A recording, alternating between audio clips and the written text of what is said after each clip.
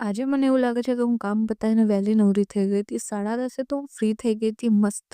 અને આ જે છે ક્યુટ ઓક્ટોપસ મને એટલું ગમે છે ને. પછી અમે લોકો સલૂન આવી ગયા હતા. મમ્મીને હેર સ્પા કરાવવાનું હતું એટલે મમ્મીને હેર સ્પા કરાવીને બહુ જ મસ્ત વાર થઈ ગયા હતા. અને જ્યારે નીકળવાનો ટાઈમ થયો ત્યારે ફૂલ વરસાદ ચાલુ થઈ ગયો. એટલે મમ્મી ટેન્શનમાં આવી ગઈ કે મેં એક તો હેર સ્પા કરાવ્યું છે અને વરસાદ આવે છે, મારા આખા હેરની પથ્થારી ફરી જશે. પણ પછી માંડ ઘરે આવ્યા અને પછી 3 વાગતા ઘરે આવ્યા હતા એટલે ભૂખ લાગી હતી. મમ્મી પપ્પાએ બધાએ બહારથી ખાધું હતું મંગાવીને. પણ મને હમણાં થોડા ટાઈમથી હું બહારનું અવોઇડ કરું છું એટલે મેં ઘરે જાતે પુલાવ બનાવીને જમી.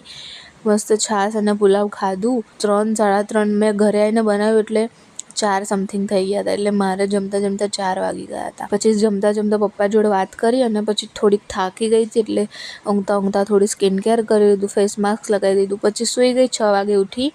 6 વાગે ઉઠીને આ મકાઈ ખાવાની ઈચ્છા થઈ. મકાઈ ખાતા બી ટેન્શન હતું કે હવે જમવાનો ટાઈમ થઈ ગયો છે, બનાવવાનું છે. તો ફટાફટ મકાઈ ખાઈને જમવા બનાવવા ઊભી થઈ. જમવાનું બનાવી દીધું અને કુકરનું ઢાંકણું મારાથી પડ્યું તો તૂટી ગયું. એટલે એને ફિટ કરીને પાછું વાગ્યું. એમાં બી હું બી ગઈ હતી. તો આજનો વ્લોગ આટલો જ. મળીએ કાલે. જય શ્રી કૃષ્ણ.